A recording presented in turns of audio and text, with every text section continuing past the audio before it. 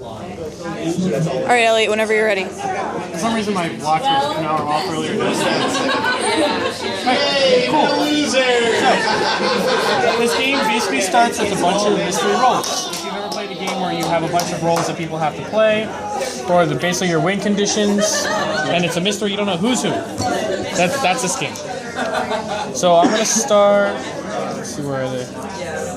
With our classic four. We have the king, the king's hand, the assassin, and the fool. So the way this game works is everybody's going to get a random card, and you don't know who's who. You show nobody else, and you won't show anybody else until the entire game is over. Even when you die, you won't be able to show your card. And when you die, you can't talk.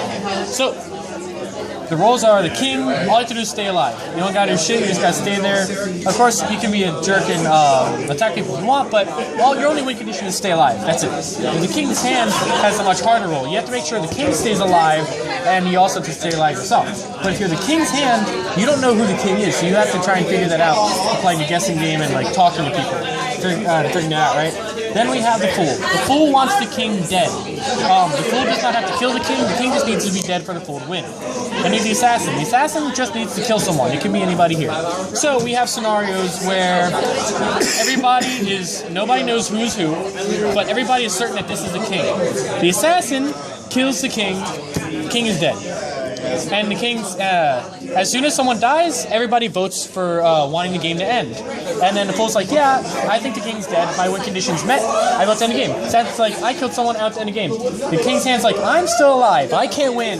But since I'm still alive, screw you guys. I'm going to get revenge. The king's hand then tries to kill the assassin, successfully kills the assassin, and then another vote to end the game goes up. The fool goes, then fool says, I still win, so sure, I'll end the game. And the king's hand goes, I'm all out of cards, I can't do anything, I'll end the game too. The game ends, these two are the only living players, but the fool is the only winner. Okay? Got it. So, tons of different scenarios can play out like that, and we have tons of different roles. So the combat that actually has all this play out is fairly straightforward. I'm going to give Charles here a deck to be a guinea pig, and then I will choose a deck as well. So each deck, everybody gets the same exact deck. Everybody starts with the same 14 cards, and you have modifiers and attack cards. Attack cards are all the number cards. Their value is just a number. Their value is just a number on the card, and that tells how much attack you do when you attack someone. Now, this game does not have any lives, it does not have any HP, it's all just, if you can't beat someone attacking you, you're dead, boom, that's it. So in the first 10 seconds of combat, if someone attacks and you can't beat it with what's in your hand, you're dead immediately, that's it. You're down for the rest of the round. So, for example, let's say I shuffle up my deck, let's just pretend I shuffled up my deck, and then I draw 3 cards. Let's say I draw an 8, a 3, and this modifier right here, which is a double. We have the double, the half, the redirect, and the bomb. So let's say I have a double, and let's say I am the fool, and I believe Charles to be the king. So since this game has no turns, as soon as combat starts, which is after the discussion phase, when everybody just talks about their rules or whatever, as soon as combat starts, anybody can play anything at any time. And let's say Charles is daydreaming or not paying attention, so I immediately go after him with an 8. And now Charles, just show your hand. So he beats it with an 8. You can beat any attack with a card that's equal to or greater than.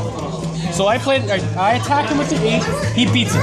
As soon as he beats it, he draws back up to 3. So he because as soon as he clears these cards, I can attack him again. I can't attack him until he beats the card. Either beats the card that I've attacked him with, or someone else does. So what will happen now is, let's say,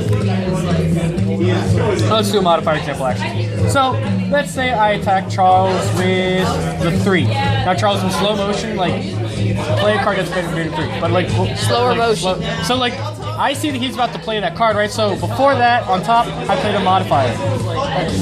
Damn it, the 6 doesn't help. Something between 3 and 3. Okay, so now that's a 6. He can't beat. He tries. The 3 doesn't work. So he retreats that 3 back into his hand. If he can't do anything, he has to call for help. And then he beats it with the 6. But But if he can't do anything about this 6, he can then call for help. And if nobody helps him after 3 seconds, he's dead. If he can't beat it after 3 seconds, he's dead. But let's say he calls for help. Then another player can then come in, modify that 3, and then Charles can then beat it. Or they can modify that 3 down to 3 and beat it themselves. Or just beat it themselves with the card that is equal to or greater than that value.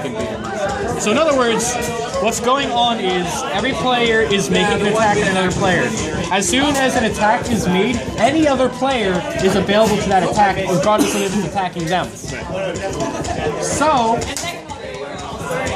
like let's say, for example, I attack you, anybody else can then either help out, hack that, or double it to make your timing worse if they want you to die. Or they can beat it, or whatever. Other people can also attack you. You can get attacked by multiple people at once, and you have to beat, and you can't combine attacks. So you have to beat each one on a per attack basis. Or you can use the other modifier to beat them all. The bomb will beat everything, and then so you draw back up 1, and then clear everything. But since that's a modifier, you can bomb anybody's play area to help them out. Okay? So that's the basis of combat. This is all going on. One of each of those? What? There's one of each of those? There's 1 of each card. And there's 14 cards total. So that's everything. That's the entirety of combat. You guys want to give it a shot? So it's discussion where you avoid saying who your character is? So during the discussion phase, everybody goes around once and claims a role. During that phase, everybody just says, hey, I'm claiming this role. I may be lying, I may be not. We don't know. And then we just talk about it. And once 2 players raise their hand saying, I vote to begin combat, combat begins. And then people can talk to each other. Okay. Got it. That's the whole game. It becomes like Mario Party levels of wanting to kill your friends. Sure. Yeah. And it's like spit meets a jip and that's Brew. Yeah. Got it.